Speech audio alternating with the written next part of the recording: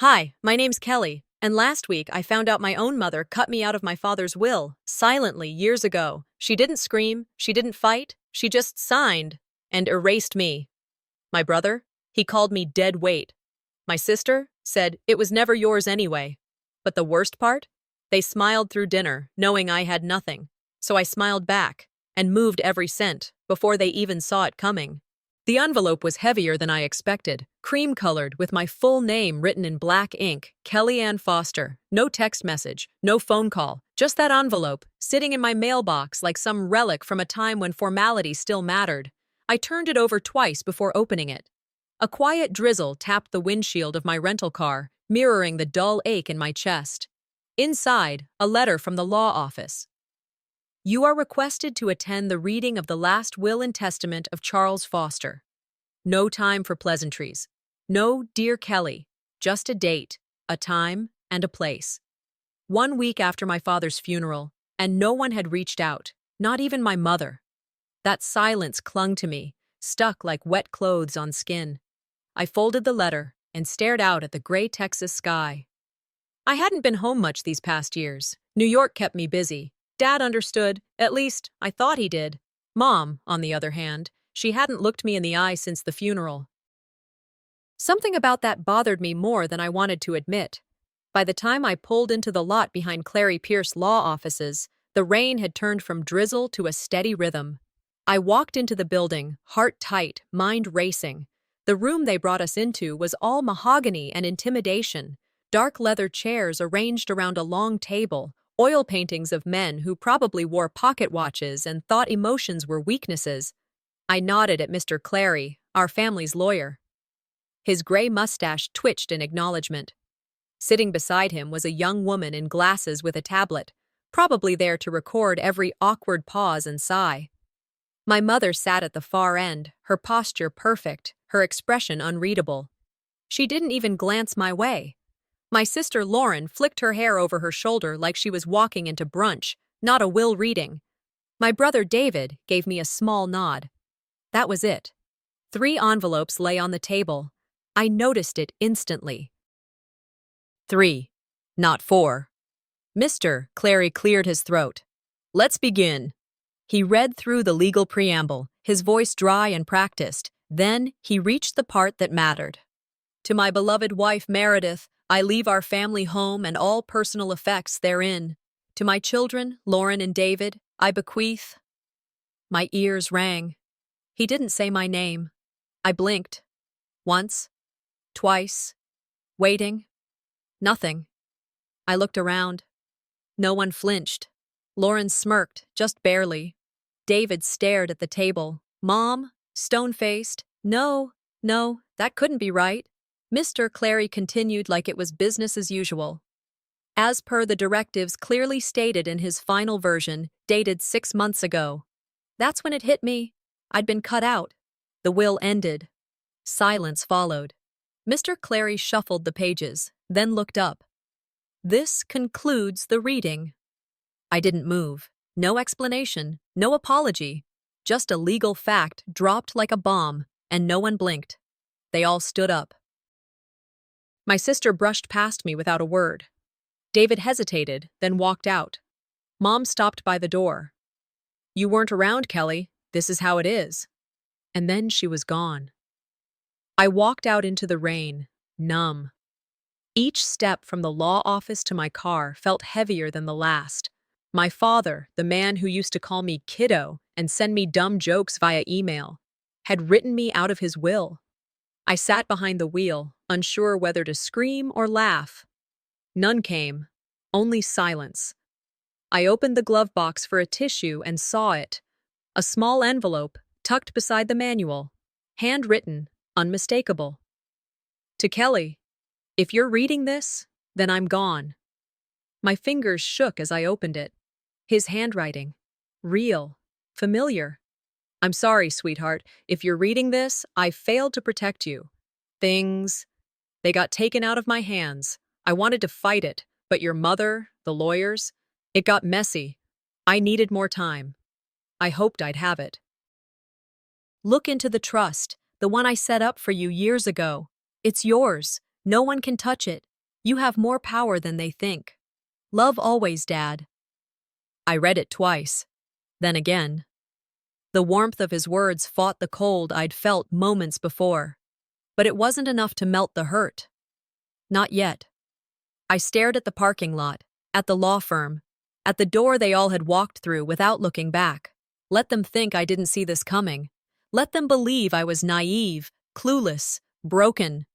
I folded the letter, tucked it into my coat, and whispered to no one, "I'll play the fool." For now, I didn't sleep much. The letter stayed by my bedside, folded and unfolded, read and reread. Somewhere between 3 and 4 in the morning, I stopped trying. I just lay there, staring at the ceiling fan, listening to its dull rhythm cut the silence into pieces. My mind was racing, but my body felt heavy.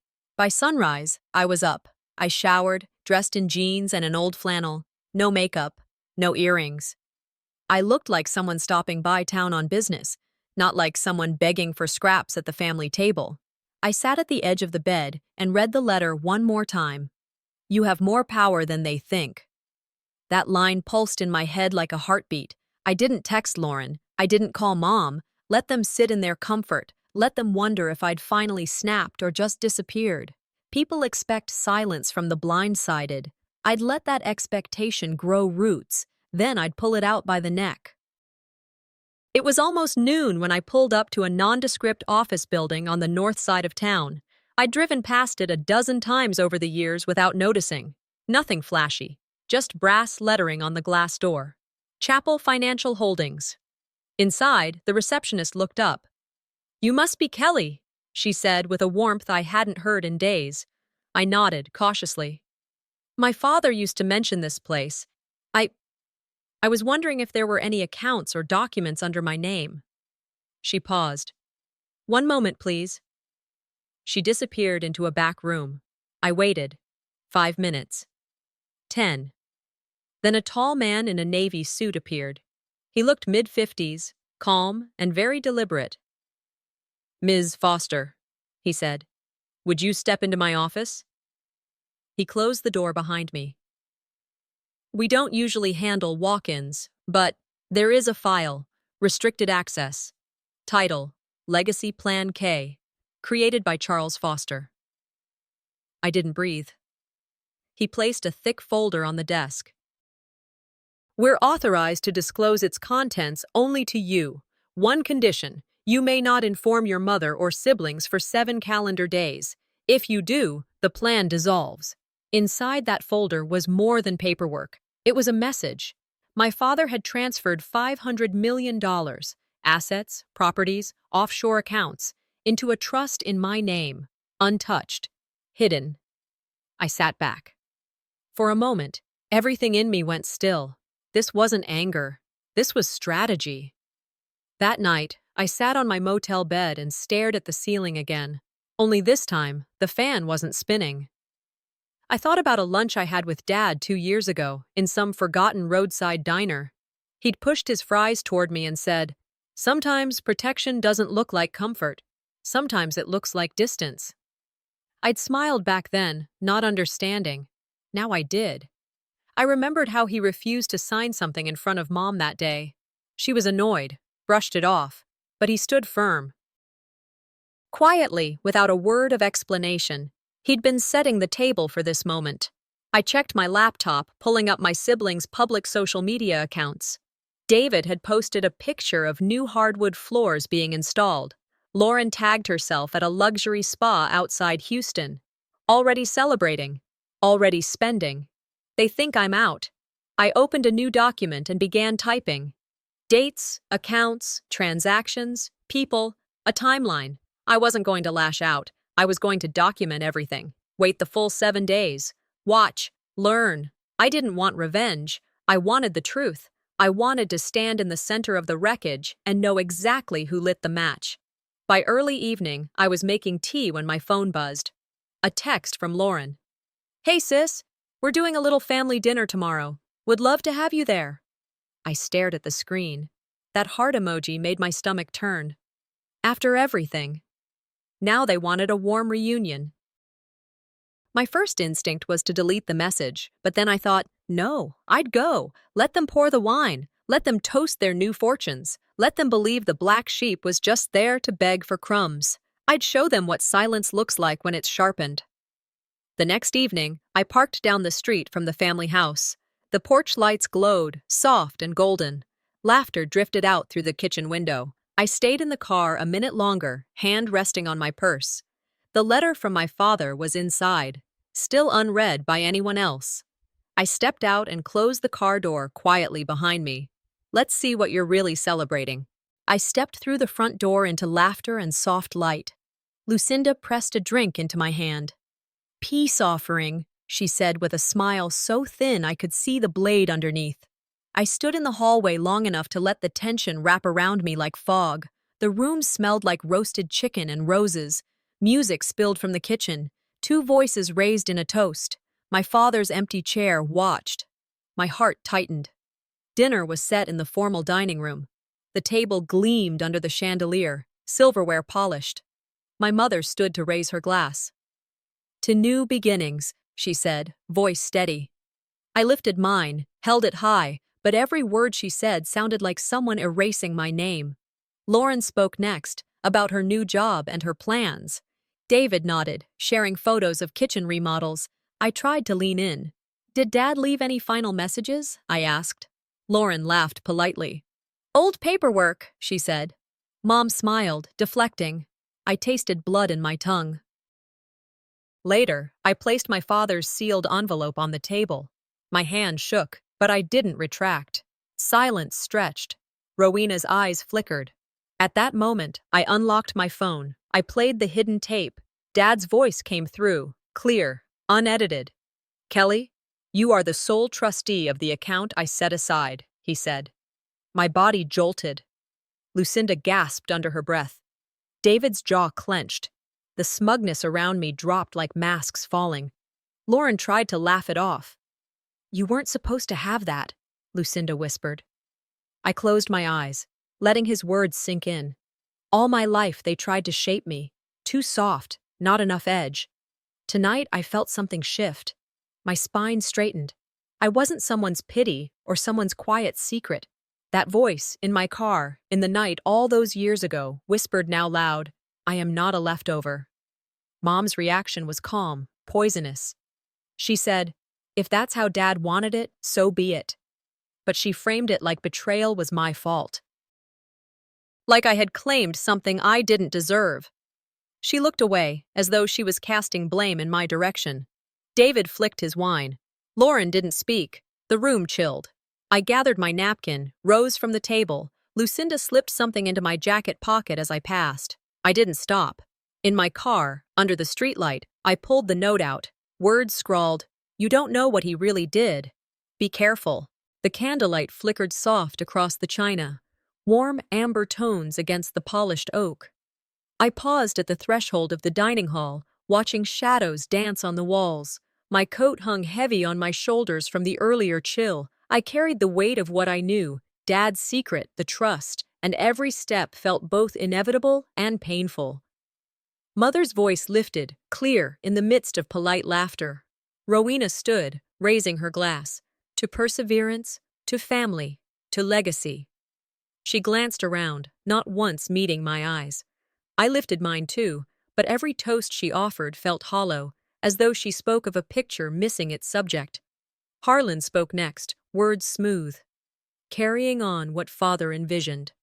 No mention of me, just motion, just absence. Lucinda leaned in, low voice. "I suppose Kelly's fine staying in the shadows." My heart throbbed, anger through my veins, but I held myself still. Not yet. Then the curtain behind the buffet parted, unveiling the banner, giant, proud, glaring. Denham Legacy Gala, honoring Silas Denham's children. Mom's portrait, Harlan's portrait, Lucinda's bright face graced the edges. My space, blank canvas, empty frame, an erasure displayed for all. The friends around me murmured. I stared. The air tightened. Every eye, every laugh, every smiling mask now seemed complicit. After dinner, Mom stood at the podium, trembling.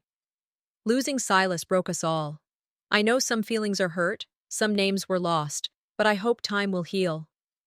Her words echoed. sympathy wrapped in deflection, anger coiled quietly. How dare she frame the omission as loss, not an action she chose? I asked quietly, so only those nearest could hear. Why wasn't I in the portraits? She smiled through her teeth. An oversight, she said, voice steady. Lucinda looked away. Travis fidgeted. I noticed their hands tighten, their mask cracked, yet they didn't drop it. I rose then, gathered my napkin. My head felt too loud. Lucinda slipped something into my jacket as I passed. No visible check, just a brush. Later, under a streetlight, I pulled into the driveway, stood by my car. I held the note Lucinda had slipped, the handwriting jagged. You know Dad left you something special, right? Night pressed its hush against everything. The greenhouse light flickered under the glass panes, casting long shadows of vines and leaves across cracked concrete. I unlocked the door softly, the hinges whining like a warning. Damp soil smell, the old wood of Dad's bench, so familiar it hurt. I spotted something out of place on the desk, a sealed envelope addressed simply with K in Dad's flowing script. My chest tightened. I paused, hand hovering above the flap. Had Lucinda slipped it there as bait? Or was this one of the rare, honest things he left behind? I opened it. Inside was a USB drive taped to a folded note. If you're reading this, they've already moved on. My fingers shook. I slipped the drive into the old computer tucked under the glass roof. My heart knocked as the screen flickered, Dad's face appearing grainy but real. He spoke slowly. Rowena never saw your kindness as a strength. The recording crackled. He told how Mom planned this, how she had moved assets, convinced people, manipulated trust. His voice held both apology and resolve. He had tried to shield me. Emotion made my eyes stutter. He went on. They will come for you, but you are the only one who knows how to survive without cruelty. It wasn't comfort. It was warning. A confession. An inheritance beyond money. I swallowed hard, tears held back by anger. Walking back to the house, I passed through moonlit halls. Lucinda caught up to me by the stairs. She said Dad trusted me more. He said you'd know what to do. I asked, then why let them erase me? She looked away. Mom has her ways, Lucinda whispered. I didn't argue. I said only, then maybe it's time someone unmakes those ways. She didn't respond, just stared. Outside, the air was cold. I climbed into my car, breath clouding the windshield. The note and the USB sat on the seat beside me. I closed the door, hands tight on the steering wheel, heart thudding. And then the headlights, black sedan, tinted windows, pulled in across the driveway. The passenger window lowered just enough. Miss Denham, we need to talk about your trust. Morning light slipped through the blinds in my room. I sat up slowly, phone buzzing beside me. My fingers hovered over the screen. It was an email from Eden. Subject line, review enclosed. My heart dropped before I opened it. There they were, PDFs with my name stamped across them. Legacy Plan K, Amendment 2, Trust Documents. I had no idea existed, statements signed by Dad, property deeds, notations I'd never seen. My hands trembled. Memory of Dad's voice in the greenhouse, telling me I was trusted. It felt like evidence and betrayal wrapped together. I thought, if they try to erase me, now I have proof they can't ignore. But exposed felt vulnerable. Triumph and fear tangled in my chest. I read through pages, bank accounts, assets, letters, those signed amendments where my name stood beside massive values. Then correspondence between Mom's lawyer and external trust firms, discussions about delay, modifications, suppression. Someone had hidden this, intentionally. I could feel hot anger rise. 7-digit numbers, typed words, dated signatures, redacted lines, and my father's handwriting. I called Eden, her voice sharp. She cautioned against rash actions. Expect pushback, possible legal claims, she said. Fraud, suppression, she added. Terms I recognized, but hearing them felt like stepping into a courtroom I didn't ask for. I took notes, dates, names, signatures. Every document became a bullet in my chest and a shield in my hand. That evening, I sent a message to Mom. I asked, why would Dad put my name in documents, then allow them to be hidden? Her reply? All proper channels were used. Cold, dismissive. David called, voice smooth. Kelly, we should talk. I heard the coercion, but no apologies, no admission, just words masking intent. Later, alone in my study, I replayed Dad's letter in my mind. I compared dates, remembered small signs I brushed off. His reluctance to sign in front of Mom. The way he'd leave the greenhouses in silence. They traded my legacy for their comfort. I nearly typed a reply loaded with accusation, but I didn't. Silence has weight. Late night, I heard a soft knock at the door. No one there when I looked. But in the mail slot? An envelope. Marked Trust Office. Sensitive. My heart pounded. Proof that the machinery had moved in shadows. I walked into the dining room that night, carrying the weight of every document, every hidden email, every whispered conspiracy. The air smelled of roasted chicken and candle wax. Music played softly. But I felt every silence. My mother looked at me, nodded curtly. Lucinda's smile stretched too far. David avoided eye contact. I'd learned how to read faces. I said, I saw the documents today. The name under suppression. That's mine. My voice held steady, though inside my heart pounded like a storm. A hush. Conversations faltered. Guests paused their plates. Lucinda leaned into my mother, whispering loud enough for me to hear. Funny. She always thought she'd be beside Dad. But behind curtain, you changed the stage. Lucinda's words hit like shards. The laughter cut off, replaced by whispers. I forced myself to stay calm. I asked Lucinda, do you say these things because you believe them? Or because you know I'm listening? Her face went pale smile. Mom interjected, oh, just family teasing. I thought back to Dad's video message, played in my study. His warning. They will come for you, but you are the only one who knows how to survive without cruelty. Lucinda's mockery suddenly made sense as weapon. My fear rose, the fear of being gaslit. But beneath it, something hardened. I'd been underestimated. After dinner, I excused myself. I headed to the private study, heart loud in my ears. The locked drawer under Dad's old oak desk, the one I'd never thought to open, was ajar. Inside lay a USB stick I recognized, the cover dusted. My hand hovered, then I pressed play. Dad named me by name. Growth, trust, plans, his unedited voice. No omissions, no edits. The room felt smaller, truth louder. Mother's lips parted. Lucinda's eyes darted. Harlan shifted in his chair. Mom said, that video was never meant for public ears. I kept quiet. I held the USB to my chest. Everything he meant for me, I will carry forward, I replied, calm but firm. They tried to drown it with accusations. Context, misunderstanding. Their voices blended into a chorus of old lies. But I didn't break. I never asked forgiveness. I just stood. In that moment, truth owned me. My phone buzzed as I left the study. The screenshot appeared, the unedited video already posted to a private forum. Anonymous handle. My heart clenched. They think they control the narrative, but I know the echo of my father's voice will outlive every lie.